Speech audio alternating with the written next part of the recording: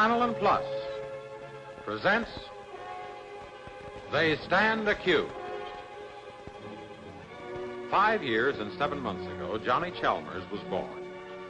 Now, because a man named Roberts isn't dead the way everybody said he was, Johnny's future hangs in the balance. His mother, Mary, and his real father, Fred Chalmers, both seek his custody.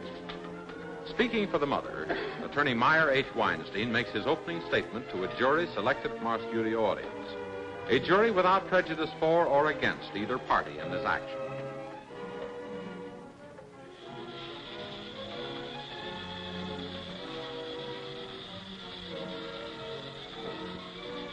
To Johnny, it is like a game. Grown-ups talking a lot.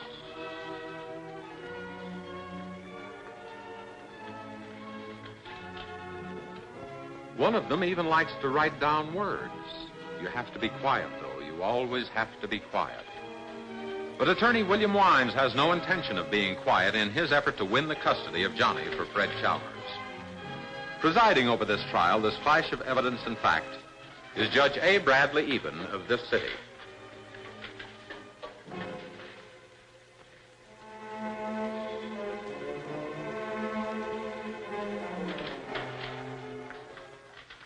Welcome to They Stand Accused. You know, sometimes a situation comes to trial that would stump even old King Solomon himself. Well, I'll see if I can explain it to you. First of all, Mary and Tom Roberts were married. So far, so good. Then Tom went overseas and was later reported dead. Later, Mary married Fred Chalmers, and they had a son. But they were all in for a big shock because Tom showed up very much alive, and the second marriage had to be annulled. Well, that made it tough for everybody concerned because they couldn't agree on the custody of the boy. So now they have all come to court asking it to decide the child's fate. Well, the worst part of it is that both the mother and the father have a reasonable claim to the boy's custody. Well, Hollis Burke has a pleasant claim to your attention right now. Good evening. We hope you enjoy They Stand Accused, presented by the creators of Lanolin Plus beauty products. These products include Lanolin Plus lipstick,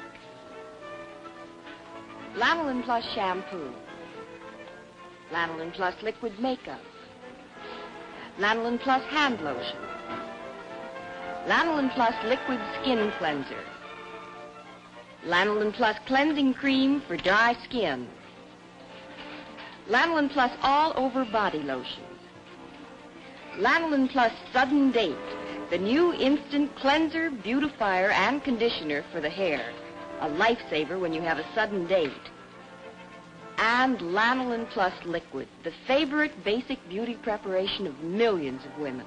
The wonderful way to stop skin dryness overnight and forever keep it away through continued use.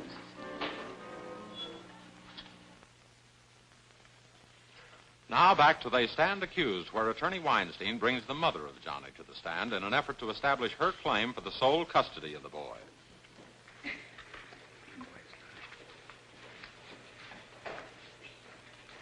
Will you state your name, please? Mary Nielsen Roberts, Your address, please. 1459 North Dearborn. You are the wife of Tom Roberts? Yes, sir, I am.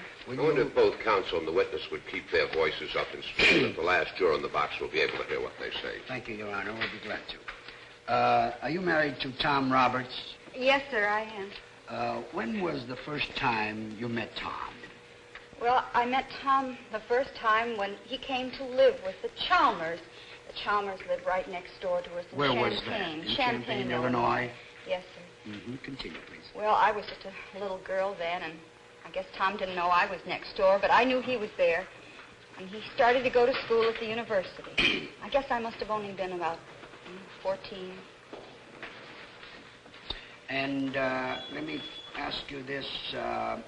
Was Fred Chalmers friendly with Tom? Oh, yes, they were very good friends. They always had been very good friends. Fred kind of looked up to Tom. I guess we all did. He was, a big shot on the campus. And, just everybody in the town loved Tom. And how did you feel about Tom? Well, I loved him, too, but I was so young then, and I suppose kind of ugly. And let me ask you, Mary, Did you marry Tom before or after he returned from service? Tom went into service with Fred, did they not? Yes, they both enlisted in about, I guess 1941 at the beginning of the Pearl Harbor. And he came back in 45. And that's when you and Tom got married? Well, I was 24 then, and I guess he noticed me for the first time. And he probably noticed you were more beautiful now when you were a little older, girl with pigtails, yes, I presume. Yes, sir. Now, Mary, tell me, after you married Tom, where did you live? Well, Tom got a very good job with a paper in Chicago, a newspaper. He's a newspaper man. And we came to Chicago, and we took a furnished apartment. Lived in Chicago. And how long did you live with Tom there? Well, Tom was only with me for 3 months. In January, he had another good offer from a wire service to go to Germany and to stay there until I could get there to stay with him. You told me as a war correspondent, isn't that correct? Yes, for the wire service. And what did you do then while Tom was gone? Well, I stayed in Chicago, and I waited for him to let me know when I could come and join him. And then on March 2nd, I received a wire from the State Department to tell me that Tom had been killed. He had gone over into the German section and the Russian section of Germany and been shot down. And then you went to Champaign and renewed your acquaintance with Fred?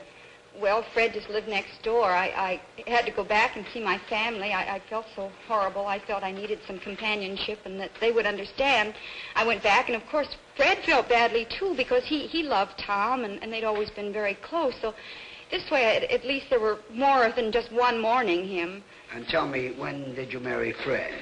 Well, I couldn't bear Champaign too much longer. I had to come back to Chicago where Tom and I had been so happy together. This was about a year after, or 11 months after Tom had been reported killed. Isn't that correct? I came back to Chicago right away, but then Fred came to Chicago and lived near me, and of course, I knew them very well, so we were together quite a bit, and I married Fred in 1948.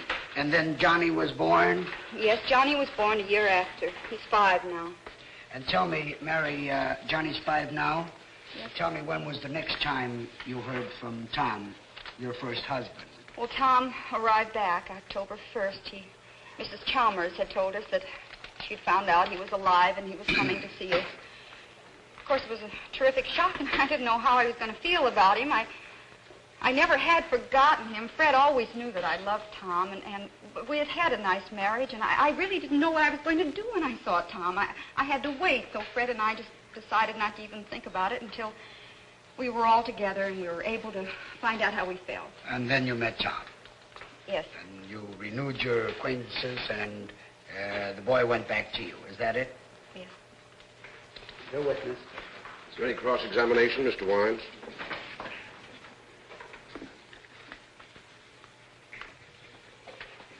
It's your plan, isn't it, Mrs. Roberts, to take Johnny with your first husband to Rome?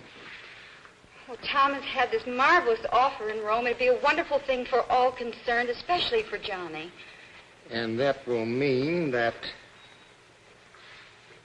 Johnny won't see his father anymore, won't it? Well, yes, it does, but now it's not good for Johnny to be in this when was the atmosphere first, of just... I'll object to that. I think you should permit the witness to answer if the court... She has answered, Mr. Yes, Weinstein. I think she completed the answer, but in any event, in the future, permit the witness to answer, will you, Mr. Weinstein? I'll permit the witness to answer, but I don't want any speeches. Now, when was the first time that you told your second husband, Fred, that you were planning to take his boy out of the United States?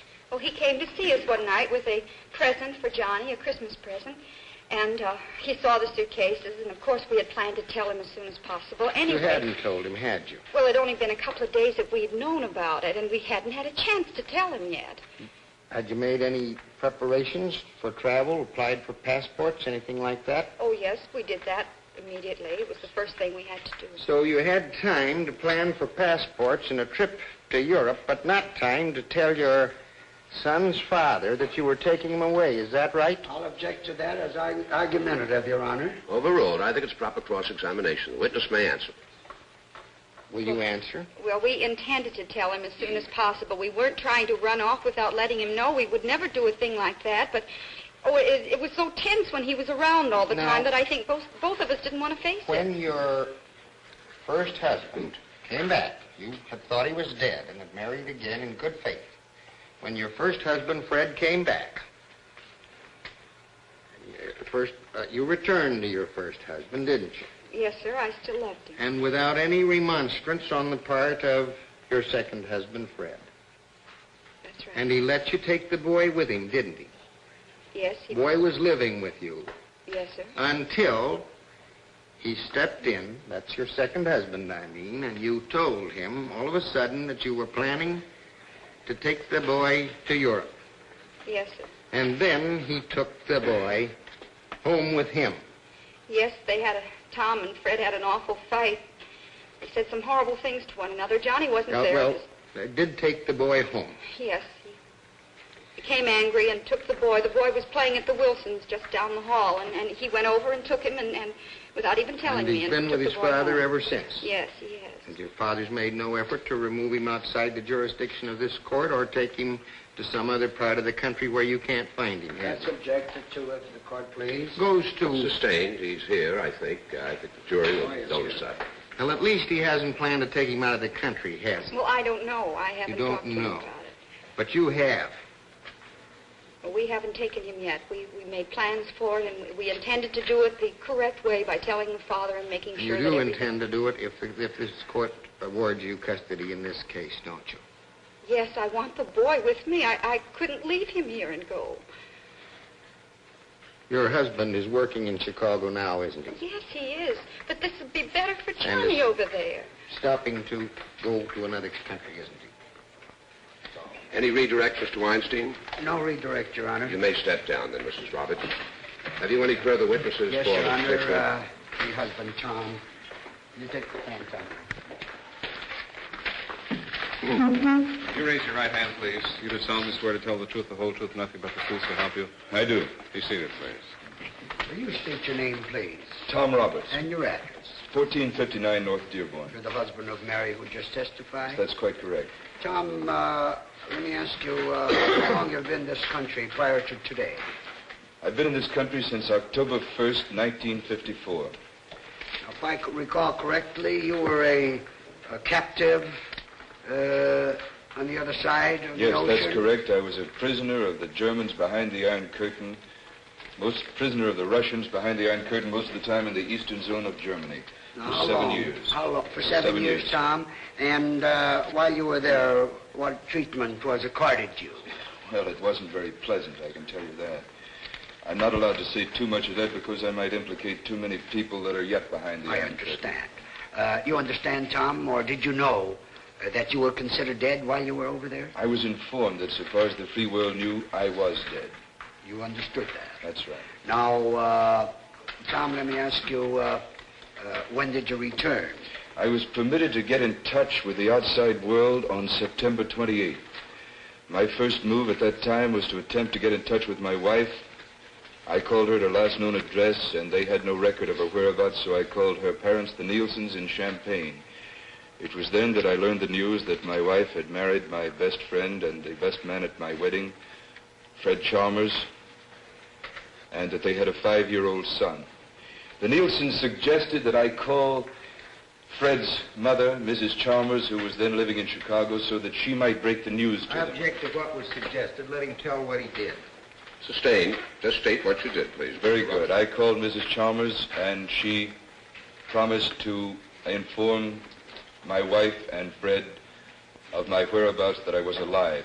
I immediately caught a plane from Zurich to Paris and straight on to Chicago.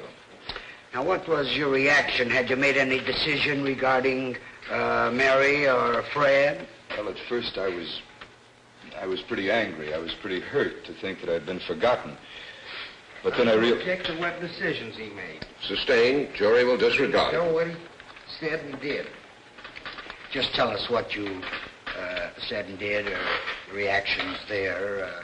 All right. right. By the time I got to Chicago, I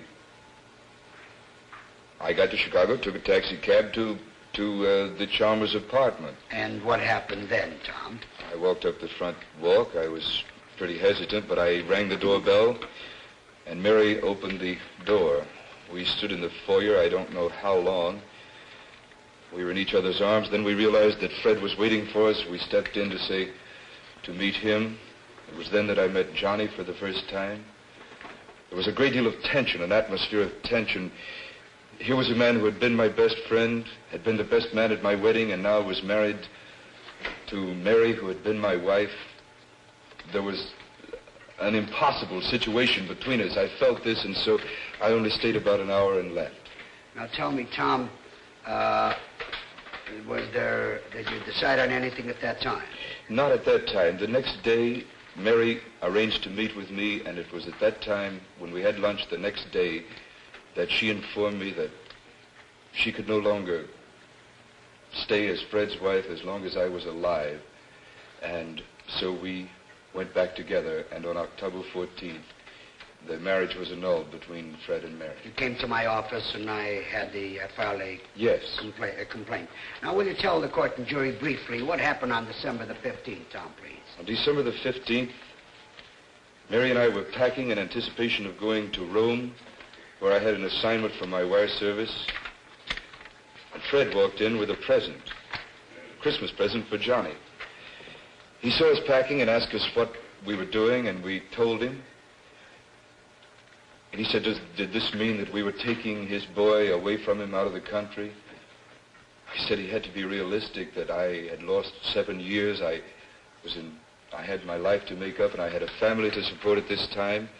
He told me that I couldn't take his son out of the country and away from where he could see him, that this was no way to treat his son. I told him then that he couldn't give me orders, that I'd been taking orders where I couldn't answer back for too long to take them when I could do something about it. And one word led to another, and we wound up in a fist fight. And Fred took the child away and left. That's correct. Your witness.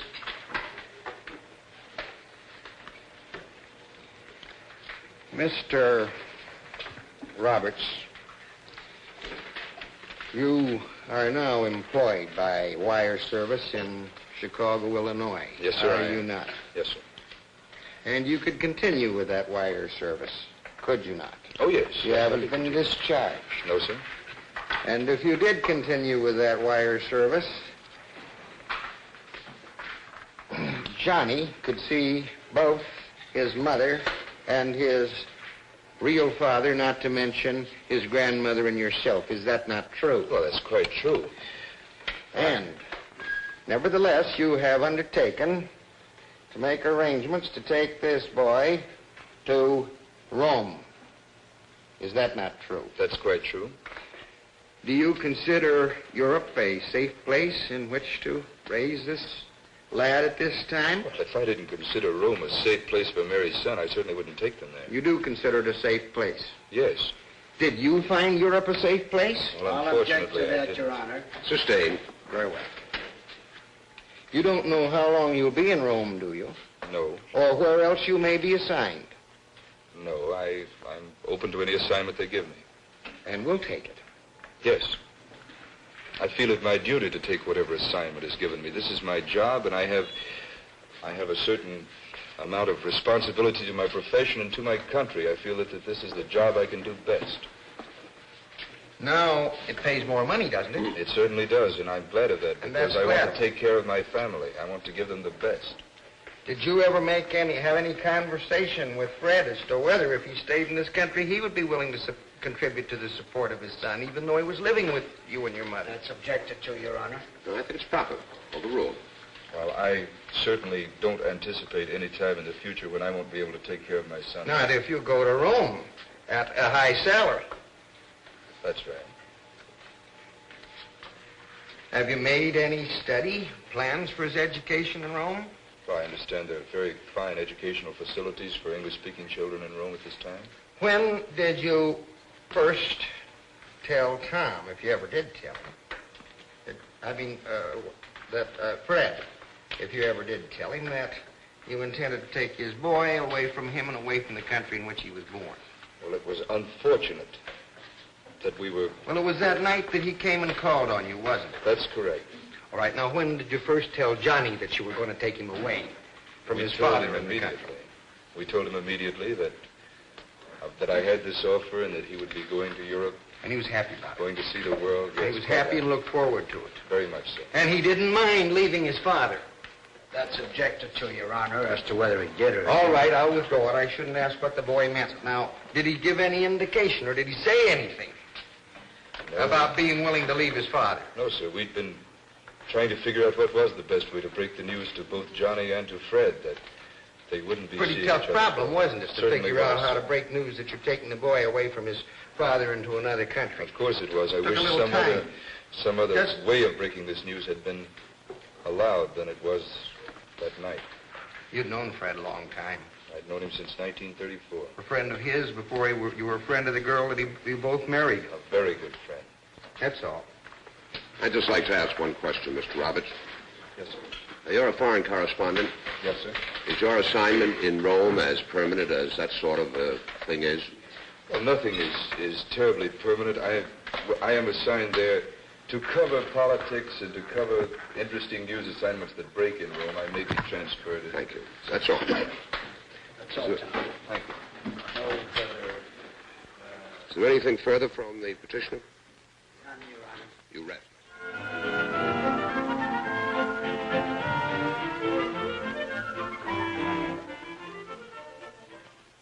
Does a sudden date throw you for a loop like this? Well, a last-minute engagement with no time for a shampoo or beauty shop appointment is enough to set anybody topsy-turvy. And that's when the wonderful new Lanolin Plus product for the hair, Sudden Date, really comes to the rescue. Now, all you do is spray a very small amount of Sudden Date through your hair and then brush it vigorously. And if you use it as directed, the result should be like this. Excessive oiliness and dirt brush out in seconds. Curls tighten and loose ends find their proper place. Your hair is sparkling thanks to the silicones in Sudden Date. It's an entirely new product. The Sudden Date contains no lacquer and no stickiness. It's a lifesaver when you have a sudden date. So get yours today. It's only $1.25 plus tax wherever cosmetics are sold.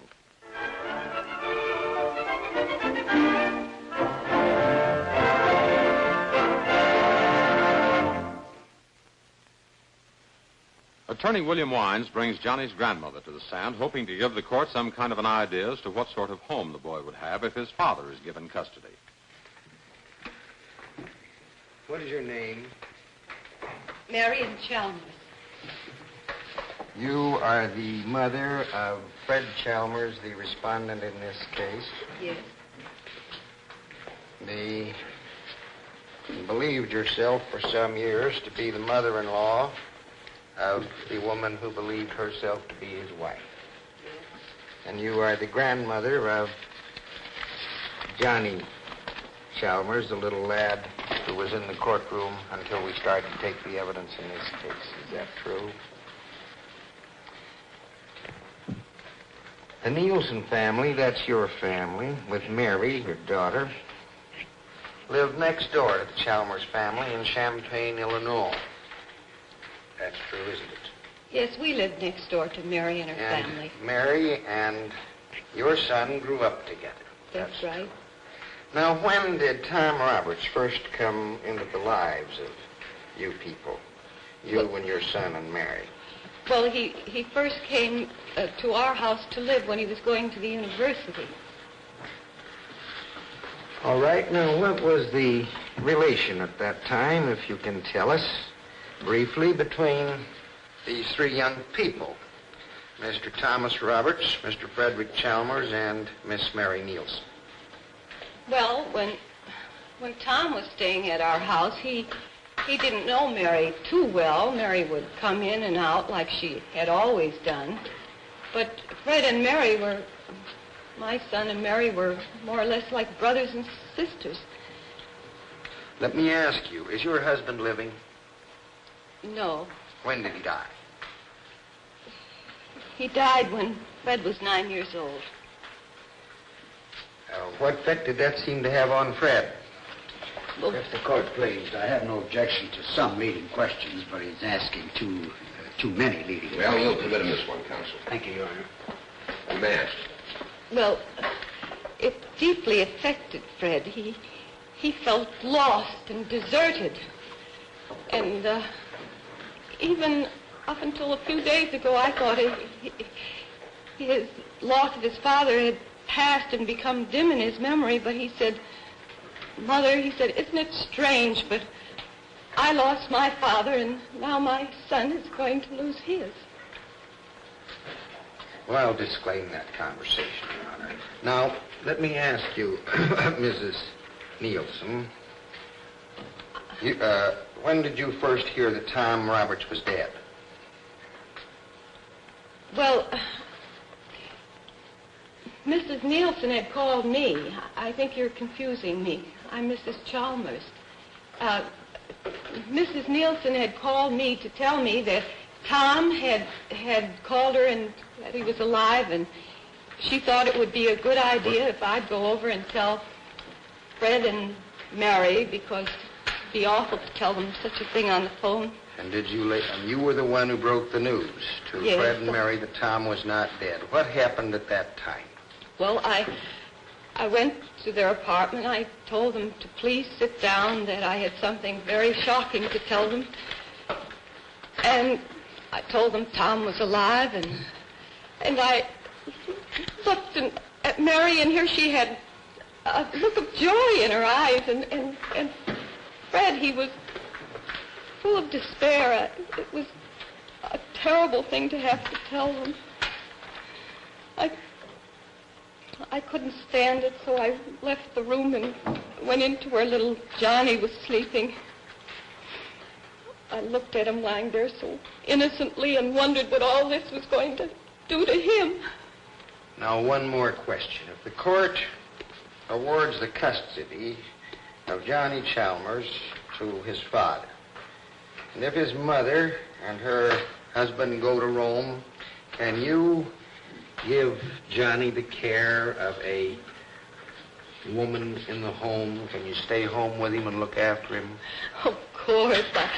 Why, I've taken care of Johnny lots of times when Mary and Fred went on vacations. I'd have him for 2 weeks at a time. And, well, after all, I am his grandmother. That's all, Your Honor, with this witness. Mr. Weinstein, any questions for the petitioner? Yes, Your Honor. Miss Chalmers, see, you're trembling and you're scared about my cross-examining you. I'm no ogre. We try to do our duty. All we want is certain facts to determine the aspects of this case. Now, let me ask you, Miss Chalmers, Freddie was your only child, wasn't he? That's right. And you loved Freddie very much? Deeply. And when he was 9 years old, you say his father died, and you raised him both as a father and a mother. Isn't that Yes. correct? And you also stated that whatever Freddie wanted, he could have as far as you're concerned. Well, anything within reason I give a child, yes. Now, how did you feel about the marriage between Fred and Mary? Well, at first I was a little doubtful about how successful it would be because, well, Fred had always adored Mary, but I knew Mary had sort of a knight in shining armor in her mind, one of those things. And when they got married, I was a little doubtful, as I say, but then after they were married for a year, and especially when the baby came, why, Fred was so happy with little Johnny, and so was Mary, that, well, it became a perfect marriage, an ideal marriage. Well, let me ask you, Mrs. Chalmers, can you picture a situation where it wouldn't be absolute torture for your son to see Johnny and see the resemblance of Johnny to his mother and not see his mother? Wouldn't that be torture to you? I object, Your And Honor. torture to your son? Just a moment, please. What is the grounds of the objection? Your Honor. The objection calls for conclusion, speculation, whether it be torture. Sustained. If the court please, I think it is a proper question only because he asked for reactions on the part of this mother, and I'm entitled to the same reactions. Well, you're now asking for the reaction on the part of the child. No, not the child. I sustain the objection. The son, Fred, I meant, not the child, Johnny. Well, the reaction of someone else in any event. All right, Your Honor. Now, Mrs. Chalmers, you stated that you were dubious about this marriage as a whole between Fred and Mary, didn't you? Well, in a way, because, Fred adored Mary, but she took him so casually all the time, and in fact, I was surprised that she finally accepted him. But I was very happy. I loved Mary almost like my own daughter. And you state that you adored your son, didn't you? Yes. You admit that Mary adored her son, didn't you? Don't you? Yes, You I'm admit sure that? she does.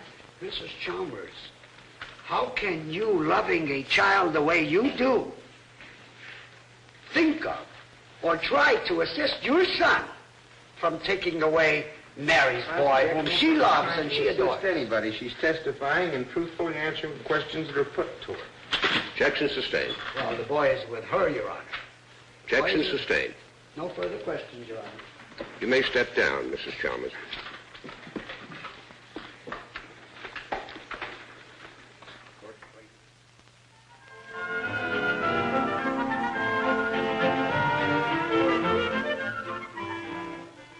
Howdy, you all. You know, I guess you're probably wondering what in the world a Western outfit like this has to do with Lanolin Plus products. And I can tell you. I have played, I guess, in, probably 100 or more Western pictures. And, of course, in every Western picture, there's a big fight. Well, now, believe me when I tell you that portions of those fights can get pretty rugged. You're fighting on splintery floors or a dirt street. And it can be murder on your hands. So if you're smart, you use hand lotion. I did. Long before I had anything to do with this program, I used Lanolin Plus hand lotion, simply because it seemed to protect my hands better. You know, you're right, Jim. You see, Lanolin Plus hand lotion gives more lasting protection to the hands because of the penetrating action of Lanolin Plus. It rubs into the skin, not just over it, so that it actually makes the skin softer and smoother. And, you know, Jim, I'll bet your cowboy fight scenes aren't any harder on the hands than daily exposure to harsh detergents and harsh soaps and weather changes and work. And, you know, Lanolin Plus hand lotion is the only really good protection against that I have found. And besides that, you know, Lanolin Plus hand lotion is the only hand lotion in the world that contains Lanolin Plus.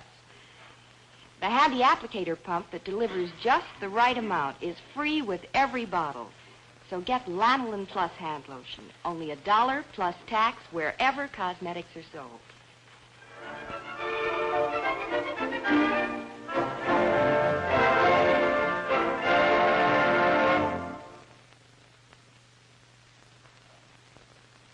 Now comes Fred Chalmers, Johnny's real father. Though normally mild-mannered, he welcomes this chance to fight for the custody of his boy and prevent his leaving this country for Rome.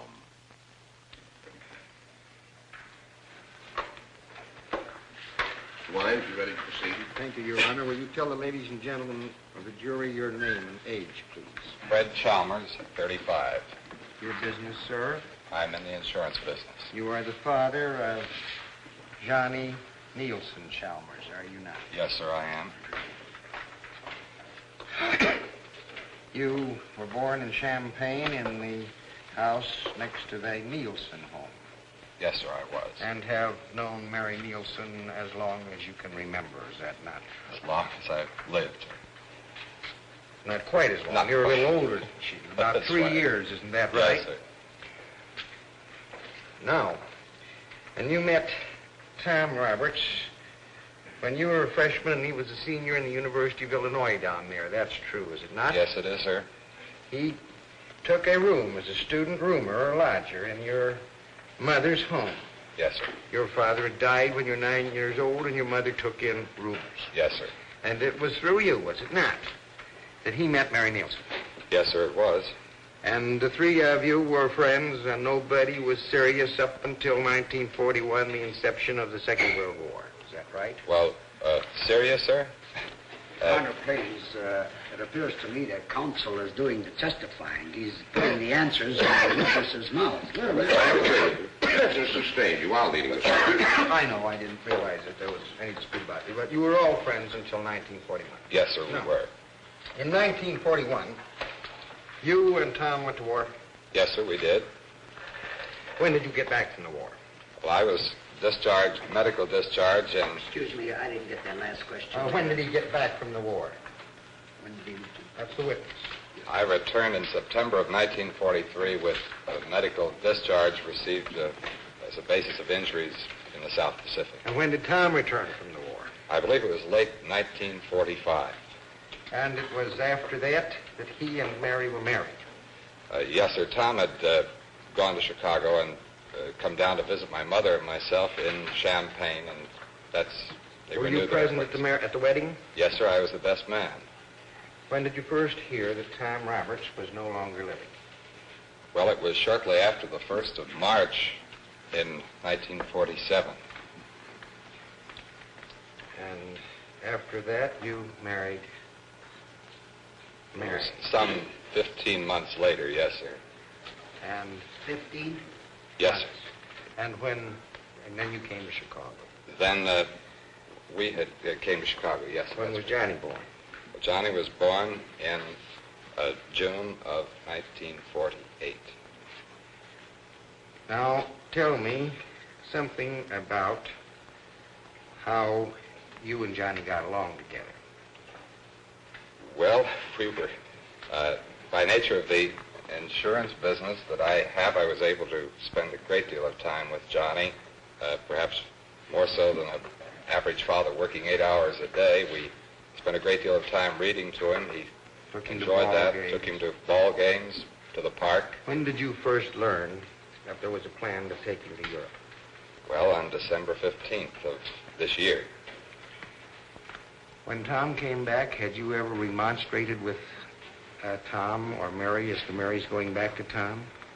Well, we sort of had an agreement, sir, that after the initial shock, to try to talk this thing out and see where all three parties stood. The boy was with you until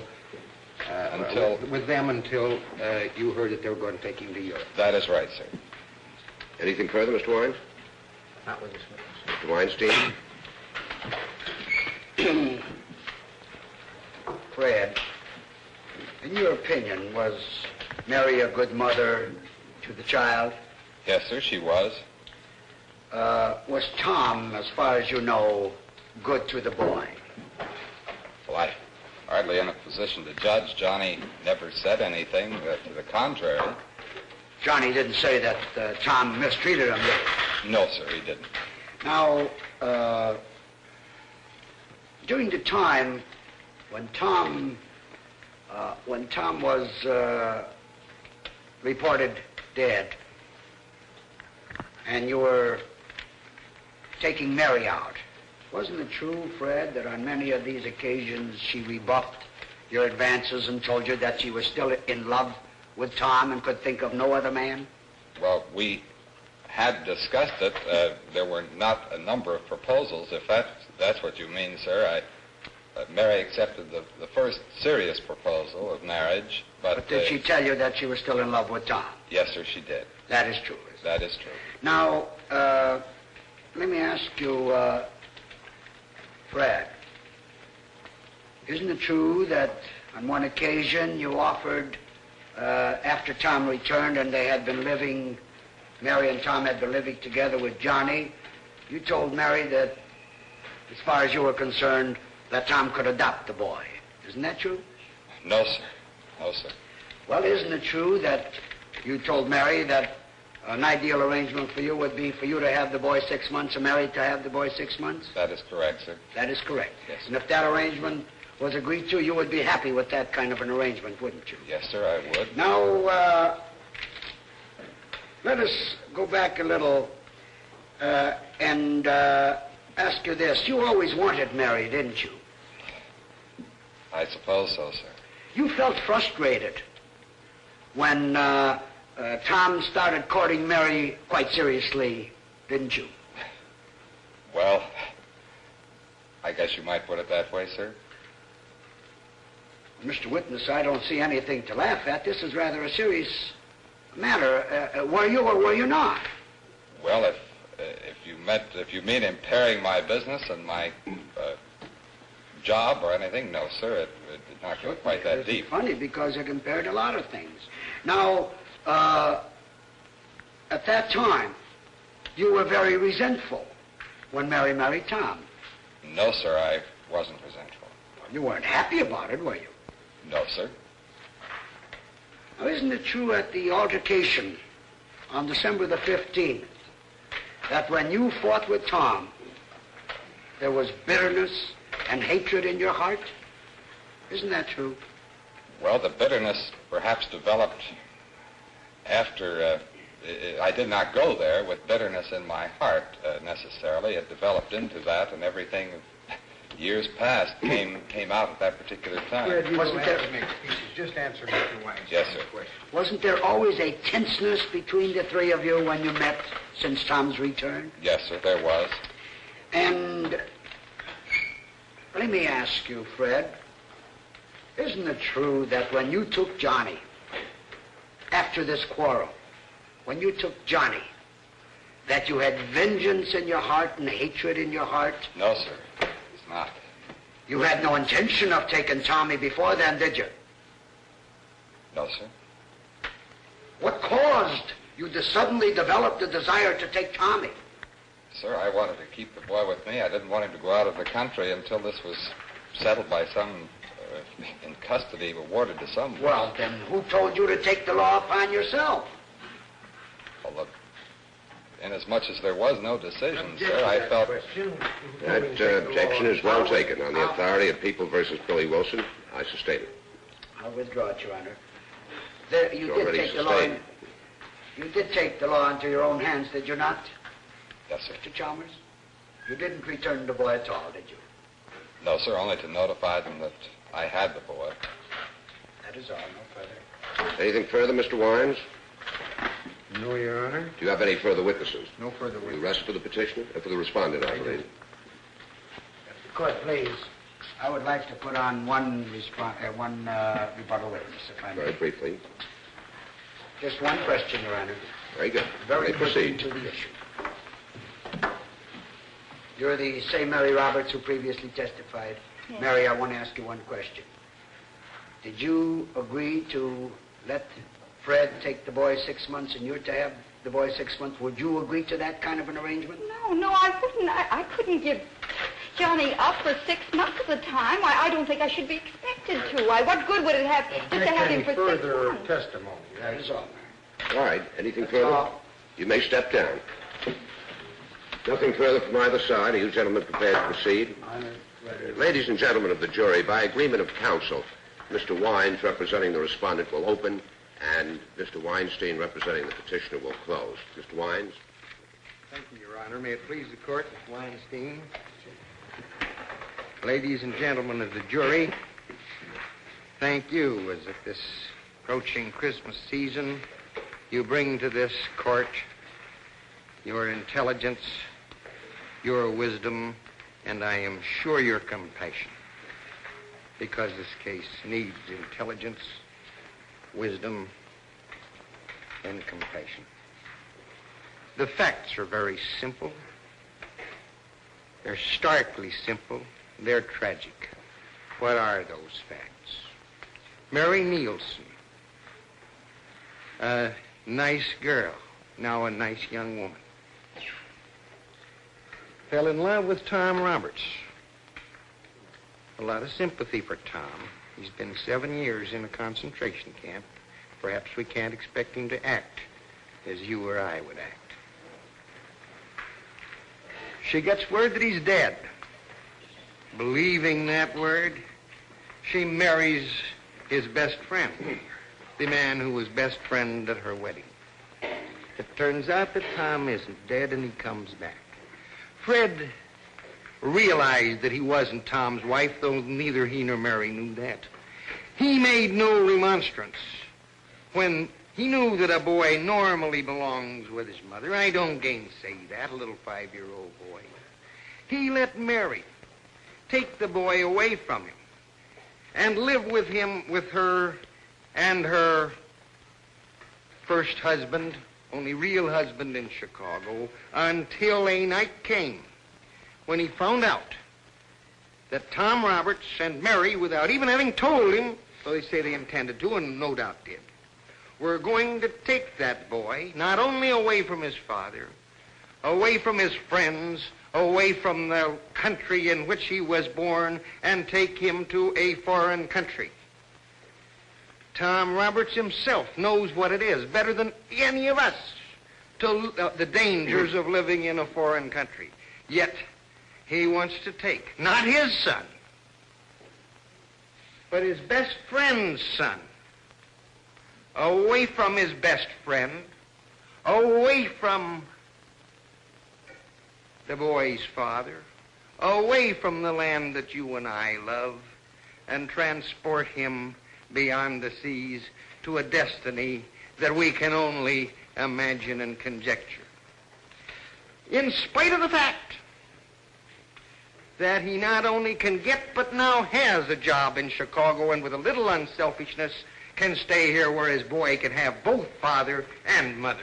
I say, find the issues in favor of Fred Chalmers. Mr. Weinstein. Order, please. Mr. Weinstein. Ladies and gentlemen of this jury, counsel is well noted for his brilliant talks and for his oratorical ability. I don't intend to be an orator before you, but I just want to review just one or two of the facts that appeared before you. You heard the testimony. You're as intelligent as I am, perhaps more so. You've seen and heard the witnesses. One of the factors, remember, and I can't yell as loud as Mr. Winans, but I want to impress this factor, that the father says to the mother, you take the boy 6 months, I'll take the boy 6 months.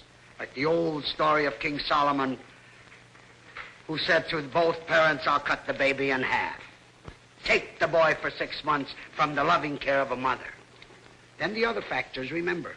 I asked both the grandmother and Fred Chalmers, both of them, is Mary and was Mary a good mother to Johnny? And is Tom a good father to the boy, a foster father? Both of them answered without any hesitation. Yes, no question about it. And ladies and gentlemen, we are interested primarily with one factor. One factor and one factor only. The best interest and the best welfare of this boy. Who is best fitted to take care of a little infant such as that? The issues, it appears to me, is not between the mother and the father. The issues here appear to be between the mother and her mother-in-law. Who shall take care of the infant? Not the mother or the father, but the mother or the mother-in-law. Because Fred certainly is going to work during the day, and who's going to take care of that child? His mother. I don't deny she's a very fine little lady. She's raised Fred very beautifully. But that does not take away from the fact that nobody can raise a child like a loving and a doting parent, a mother. Take away from a child a mother love, and you remove something that's of such great importance.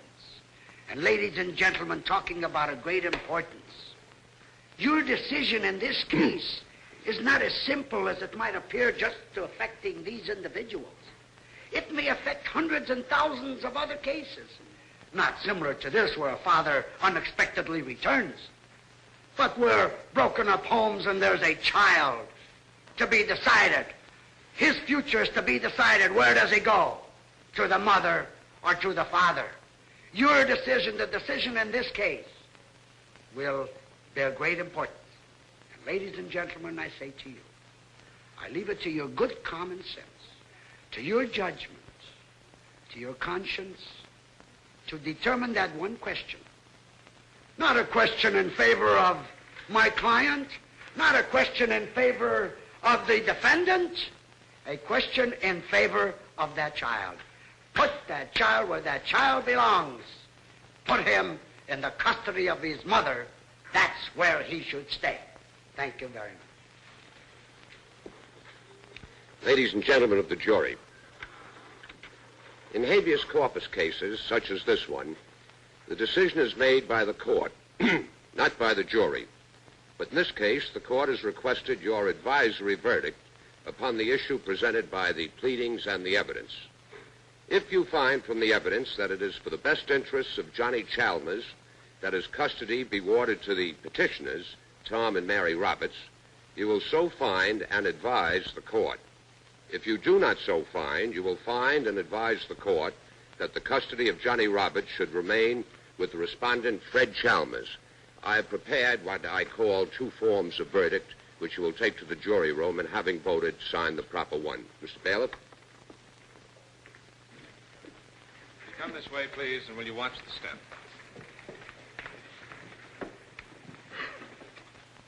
The jury, and the jury alone, determines the outcome of each episode if they stand accused. Now, this jury, which is selected from members of our studio audience, deliberates in secret on the basis of the evidence and the testimony.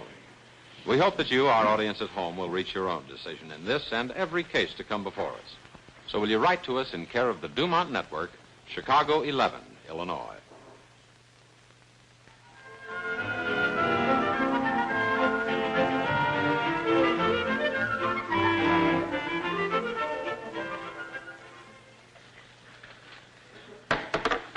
Well, that does it. She's finished.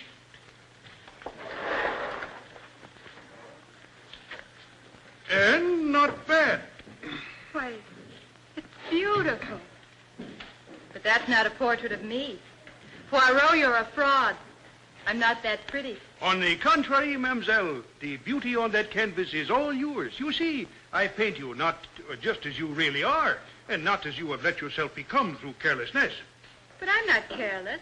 You've just made me too youthful. Ah, mademoiselle, misses the little lines and crow's feet, but they do not belong on your face. Believe me, you could soften them almost as easily as I have done in painting your portrait. Mademoiselle, they are as unattractive and wrong on your face as the oily shine on the face of your friend, Madame Carrière, whom I painted only last month. You would expect me to paint the greasy, shiny face just because she has neglected her skin? But she has an oily skin. Oui, and you have a dry skin. Neither condition is a part of your natural beauty. It is not you at your best. Mademoiselle, the alluring beauty on that canvas is you, as you could be, as you should be. How? Well, if I am to paint you as a beauty, I guess I must help you to be as beautiful as your portrait. Here. Lanolin plus liquid. Oui. Whether your problem is skin dryness or skin oiliness, Lanolin plus liquid can end your worries.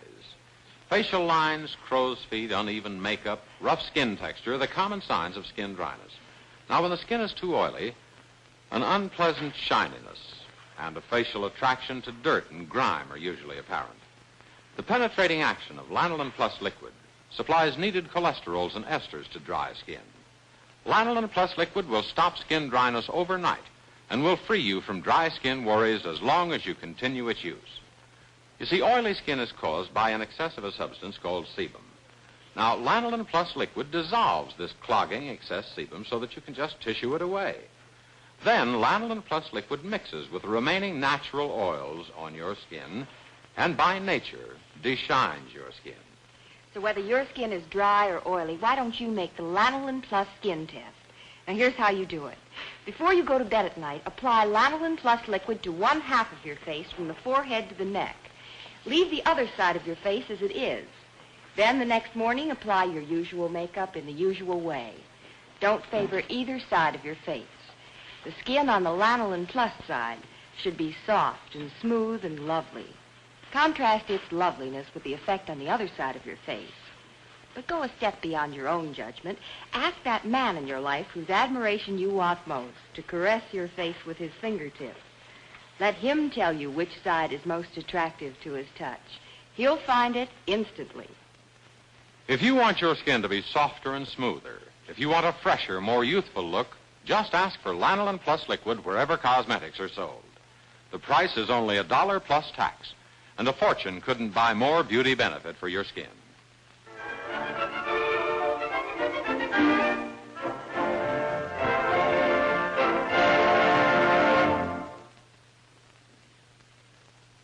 Now back to the courtroom where the jury is preparing to offer its verdict. Mr. Foreman, has the jury reached a verdict? We have, Your Honor. Would you be good enough to hand it to the bailiff, please?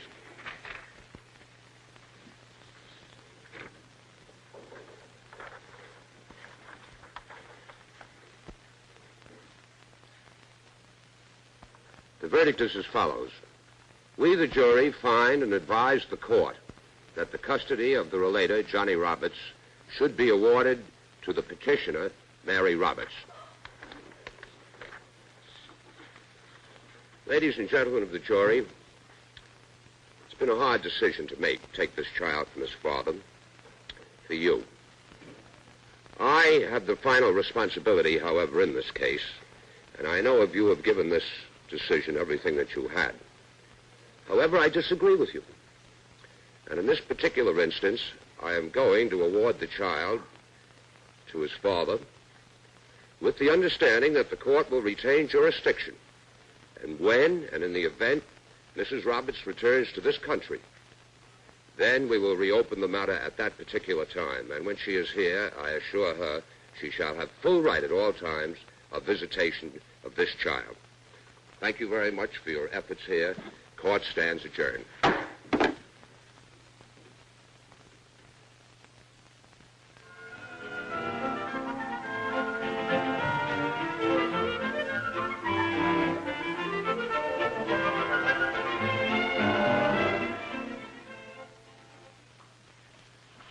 What's the story behind this full date book? Well, it's simple. Soft, smooth lips. Intriguing, desirable lips. Lips of brilliant, lasting beauty. Lanolin Plus lipstick is the only lipstick with the living beauty colors of youth, plus Indelium to help those colors stay on your lips longer, plus Lanolin Plus to keep your lips soft and smooth and asked for. So get your Lanolin Plus lipstick, only $1 plus tax, wherever cosmetics are sold.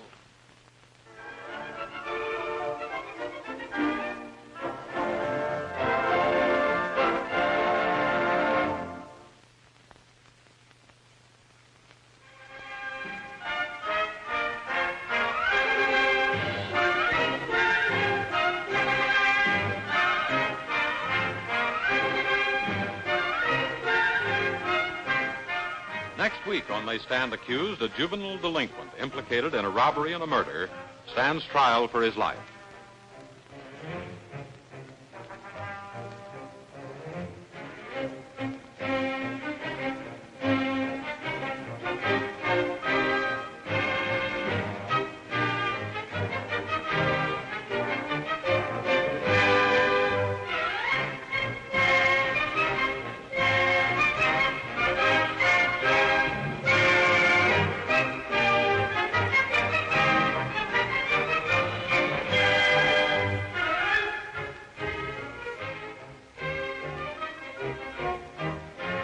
They Stand Accused has originated live from Chicago through the facilities of station WGN-TV in association with the DuMont Television Network.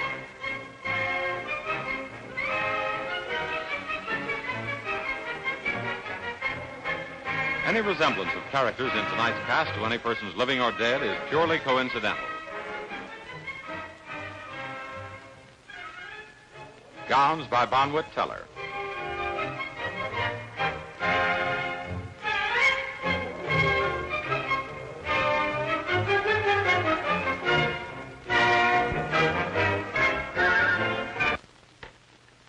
This is the DuMont Television Network.